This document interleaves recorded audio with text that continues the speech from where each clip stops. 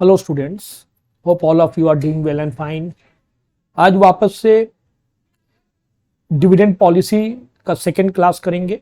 ये dividend policy financial management subject का एक टॉपिक है।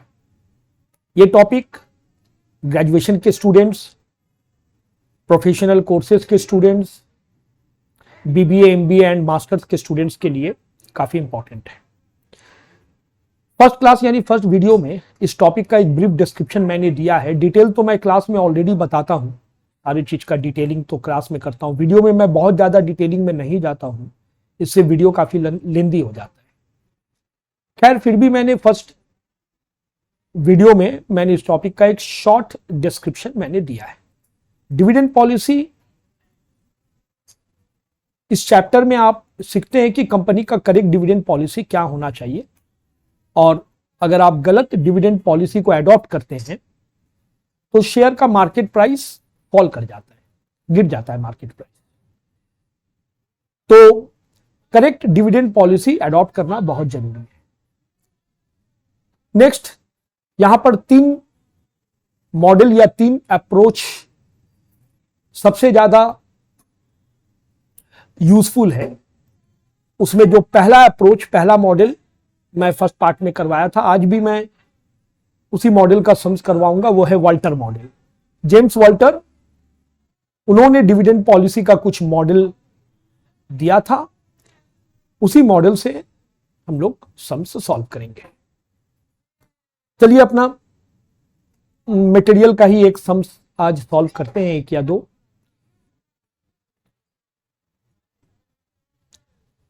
हाँ, क्वेश्चन नंबर 16, ये मेरा ही मटेरियल से मैंने चॉइस किया है। From the following information calculate the market value of equity share of a company as per Walter model. Earning after tax ₹15 lakh. तो हम लोग को क्या दे दिया गया? प्रॉफिट आफ्टर टैक्स दे दिया। प्रॉफिट आफ्टर टैक्स को ही अर्निंग आफ्टर टैक्स बोला जाता है। 15 लाख रुपया दिया। अच्छा, अर्निंग आफ्टर टैक्स के मदद से आप अर्निंग पर शेयर पता लगा सकते हैं। हम लोग को अर्निंग पर शेयर का जरूरत होता है। ये देखिए, वाल्टर का ये जो फॉर्मूला था, इसमें ई यानी अर्निंग पर शेयर का जरूरत होता है। नंबर ऑफ शेयर्स भी दे दिया है 3 लाख रुपीज। तो जो दे दिया है पहले हम लोग उसको लिखेंगे कि क्या क्या दिया है सम्स में। तो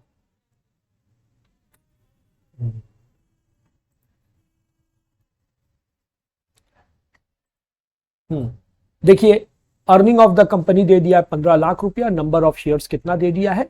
नंबर ऑफ शेयर्स दे दिया है 3 लाख शेयर्स दे दिया है। ठीक है, और क्या दिया है देखते हैं। डिविडेंड पेड, कंपनी ने डिविडेंड पेमेंट किया है 6 लाख रुपया। हम लोग को डिविडेंड पर शेयर का जरूरत है। ये देखिए, डिविडेंड पर शेयर का जरूरत होता है। तो डिविडेंड पर शेयर के लिए डिविडेंड के मदद से डिविडेंड पर शेयर आप पता लगा सकते हैं। किसके मदद से? डिविडेंड के मदद से आप डिविडेंड पेड के मदद से डिविडेंड पर शेयर पता लगा सकते हैं। तो डिविडेंड पेड का भी अमाउंट दे दिया है 6 लाख रुपया। और क्या दिया? अच्छा, इसके मदद से पता लग जाएगा अर्निंग पर शेयर, ईपीएस यानी ई पता लग जाएगा, और डिविडेंड पेड के मदद से डिविडेंड पर शेयर यानी डी पता लग जाएगा। नेक्स्ट, प्राइस अर्निंग रेशियो दे दिया है 10। अच्छा, प्राइस अर्निंग रेशियो के मदद से कॉस्ट ऑफ कैपिटल पता लग जाता है। कॉस्ट ऑफ कैपिटल का भी जरूरत है फॉर्मूला में। ये देखिए, कॉस्ट ऑफ कैपिटल का जरूरत है। के मतलब कॉस्ट ऑफ कैपिटल, ये रहा। इक्विटी कैपिटलाइजेशन रेट को ही कॉस्ट ऑफ कैपिटल कहते हैं। प्राइस अर्निंग रेशियो के मदद से कॉस्ट ऑफ कैपिटल पता लग जाएगा। नंबर ऑफ शेयर्स कितना दे दिया था? 3 लाख शेयर। और कुछ है क्या सम्स में? हाँ, रेट ऑफ रिटर्न दे दिया है 20% यानी आर दे दिया। आर का भी तो जरूरत होता है, आप लोग जानते हैं। रेट ऑफ रिटर्न आर दे दिया है। अर्निंग पर शेयर कैसे निकलेगा? अभी मैं बता रहा था ना कि अर्निंग ऑफ द कंपनी, उसके मदद से आपको अर्निंग पर शेयर पता चलेगा। तो आप लॉजिकली सोचिए, 3 लाख शेयर्स के लिए आपका अर्निंग हुआ है 15 लाख रुपया। 3 लाख शेयर के पीछे अर्निंग है कंपनी का 15 लाख रुपया। तो एक शेयर का कैसे पता चलेगा? 15 लाख डिवाइडेड बाई 3 लाख, यानी total earning divided by number of shares. इससे क्या पता लग जाएगा? अर्निंग पर शेयर यानी ई पता चल जाएगा। Total earning divided by number of shares 15 lakh divided by 3 lakh, earning per share आ गया 5। चलिए डिविडेंड पर शेयर भी निकाल लेते हैं, डी का भी तो जरूरत है। सेम लॉजिक यूज कीजिए, 3 लाख शेयर्स के लिए आपने डिविडेंड दिया 6 लाख रुपया, तो एक शेयर का कैसे पता चलेगा? Unitary method, 6 lakh divided by 3 lakh, यानी फॉर्मूला क्या हो जाएगा डिविडेंड पर शेयर का? Total dividend divided by number of shares. ये देखिए total dividend divided by number of shares, 6 lakh by 3 lakh यानी 2 रुपए। अच्छा, पी रेशियो की मदद से क्या पता चल जाएगा? के पता चल जाएगा, cost of capital. Cost of capital का फॉर्मूला है 1 by price earning ratio into 100, 1 divided by price earning ratio into 100। अच्छा, रेट ऑफ रिटर्न क्वेश्चन में दे दिया था, तो चलिए हम लोग पी रेशियो के मदद से इक्विटी कैपिटलाइजेशन रेट पता लगा लेते हैं, यानी कॉस्ट ऑफ कैपिटल पता लगा लेते हैं। 1 divided by P ratio into 100, price earning ratio कितना है? 10, तो सॉल्व करके 10% आएगा। ये परसेंटेज में आता है, आप लोग जानते हैं मल्टीप्लाइड बाय 100 होने से रिजल्ट परसेंटेज में आता है, और उसको डेसिमल में कन्वर्ट कर लेंगे। रेट ऑफ रिटर्न दे दिया था क्वेश्चन में 20%, इसको भी डेसिमल में कन्वर्ट कर लेंगे। अब वॉल्टर का मॉडल को यूज करेंगे। वॉल्टर ने अपना फॉर्मूला दिया था, क्या चीज का formula? Market price per share का formula, P equals to D plus R by K into E minus D divided by K. D मतलब क्या? डी मतलब डिविडेंड पर शेयर। ये देखिए डिविडेंड पर शेयर आया था 2 रुपया। ई मतलब क्या? अर्निंग पर शेयर 5 रुपया। के जगह पे डालेंगे 0.10, आर के जगह पे डालेंगे 0.2। तो देखिए डी के जगह पे डालेंगे 2 रुपया, ई के जगह पे 5 रुपया, आर के जगह पे 0.2, के जगह पे 0.10। सॉल्व करेंगे, सॉल्व करने से ये आएगा 80 rupees per share market price है। बट अगर आप ध्यान देंगे, क्या बोल रहा है? What is optimum dividend pay out ratio in this case. आपसे पूछा कि मार्केट प्राइस क्या है शेयर का अकॉर्डिंग टू वॉल्टर मॉडल, आपने निकाल के आपने क्या देखा? एक शेयर का मार्केट प्राइस है 80 रुपया। बट आपसे क्वेश्चन में क्या पूछ रहा है कि सही डिविडेंड पॉलिसी इस सिचुएशन में क्या होना चाहिए था कंपनी का? देखिए कंपनी ने जो डिविडेंड पॉलिसी लिया है ये गलत है। क्यों गलत है? वॉल्टर ने अपना थ्योरी में, मैंने पार्ट 1 में पहला वीडियो में बताया है, वॉल्टर ने क्या बोला था कि if R is greater than K, R है 20% और के है 10%, आर के से बड़ा है, तो वॉल्टर ने क्या बोला था कि डिविडेंड मत दीजिए, ये ग्रोथ फार्म है, फार्म का ग्रो हो रहा है। लेकिन ये कंपनी बात नहीं माना, डिविडेंड दे दिया। आर ने बोला था, वॉल्टर ने बोला था डिविडेंड मत दीजिए, नील डिविडेंड, ये माना नहीं कंपनी। अगर ये कंपनी वॉल्टर का बात मानता तो क्या होता? अब मुझे पूछा गया है कि बताइए ये पॉलिसी सही है या गलत, तो मैं बताया the current dividend policy is not satisfactory, as R is greater than K the optimal dividend pay out policy will be 0। अगर ऐसा होता तो वॉल्टर का फॉर्मूला में हम लोग डी के जगह पे 0 बैठा देते, बाकी आर 0.20, के 0.10, ई 5 वो सब वैसे ही रहता। सॉल्व करते तो हम लोग देखते, ये देखिए 100 रुपया है। वॉल्टर का बात मानता ये कंपनी तो 100 रुपया आता, नहीं माना तो कितना आया? 80 रुपीज आया। चलिए एक और सवाल हम लोग सॉल्व करते हैं, वॉल्टर का ही सवाल सॉल्व करते हैं। मेरा ही स्टडी मटेरियल का सम्स मैं सिलेक्ट कर रहा हूं। ये सम्स बहुत ही इंपॉर्टेंट सम्स है, very very very important for all level of students. ये नोट डाउन कर लीजिए आप लोग, 3 स्टार लगा के रख दीजिए। ये डिविडेंड पॉलिसी वॉल्टर मॉडल का एक बहुत ही इंपॉर्टेंट सम है। क्या क्या दिया है देखते हैं हम लोग फर्स्ट।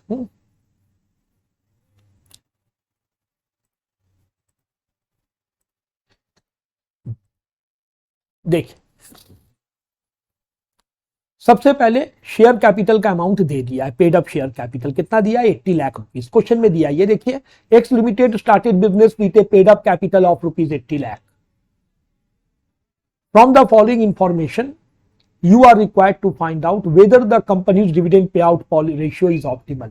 आपको बताना है कंपनी का डिविडेंड पे आउट रेशियो सही है या नहीं, ये बताना यूजिंग वॉल्टर्स मॉडल। कंपनी का अर्निंग दे रहा है 8 लाख रुपया, कंपनी डिविडेंड पेमेंट किया था 8%, प्राइस अर्निंग रेशियो दे रहा है 12.5, नंबर ऑफ शेयर्स दे रहा है 80,000। जो जो दिया है पहले हम लोग उसको लिख लेते हैं। Earning of the company, dividend paid, price earning ratio भी दे दिया था 12.5, नंबर ऑफ शेयर 80,000। हम लोग को क्या क्या चाहिए? पहला तो पी रेशियो के मदद से क्या पता चल जाएगा? कॉस्ट ऑफ कैपिटल के पता चल जाएगा, अभी लास्ट क्वेश्चन में भी बताया था हमने।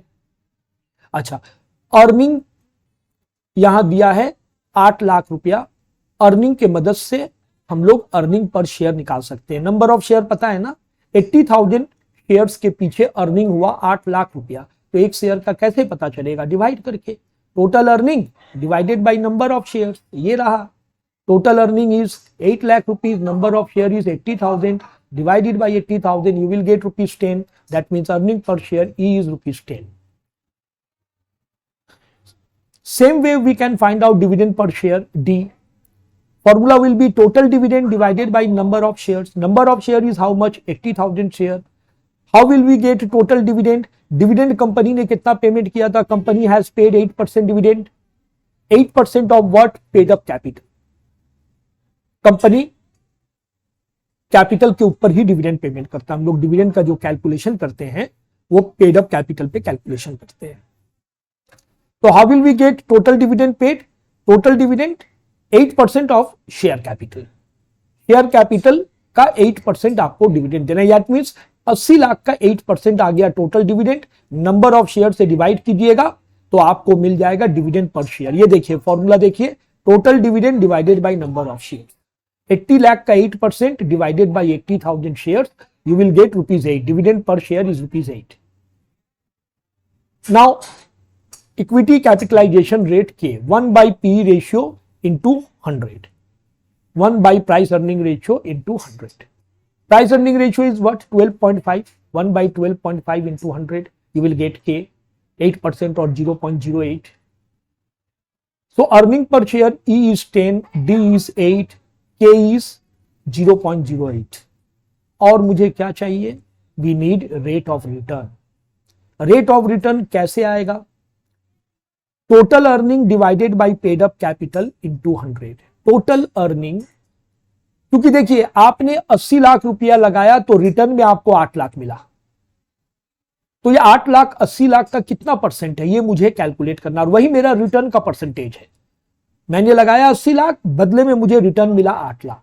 तो ये दोनों की मदद से अर्निंग और share paid up share capital के मदद से आप रेट ऑफ रिटर्न निकाल सकते हैं। Total earning divided by paid up share capital into 100, 8 lakh by 80 lakh into 100, 0.10। चलिए वॉल्टर का फॉर्मूला में हम लोग फिट करते हैं। वॉल्टर का जो फॉर्मूला था P equals to D plus R by K into E minus D by के।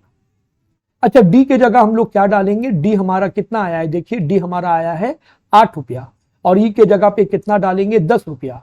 आर के जगह पे हम लोग कितना डालेंगे? 0.1, और के जगह पे हम लोग कितना डालेंगे? 0.08। सब तो पता चल गया है, सिर्फ वैल्यू पुट कीजिए और सॉल्व कीजिए, ये आ गया ₹131.25। अच्छा, क्वेश्चन में हमको क्या बोला गया था? क्वेश्चन में बोला गया था कि आप इंफॉर्मेशन दिया था और बोला था whether the companies dividend pay out ratio is optimal. पूछा था क्या कंपनी ये जो डिविडेंड पेमेंट कर रहा है क्या ये सही है? सही नहीं है। क्यों नहीं है? क्योंकि आर देखिए 10% है और के देखिए 8% है, तो आर के से बड़ा हो गया ना। If rate of return is greater than K, Walter has said that don't pay any dividend, dividend payment should be nil, but company has paid out dividend. This is not the optimal dividend policy. According to Walter, if R is greater than K, dividend should be nil. R अगर K से बड़ा है, dividend nil होना चाहिए, यानी dividend के जगह 0, बाकी सब कुछ वैसे ही रहेगा। सॉल्व करेंगे, देखेंगे वही बात फिर से आ गया 156.25। वॉल्टर का बात ये कंपनी नहीं माना था, तो उसका मार्केट प्राइस चल रहा था शेयर का 131.25।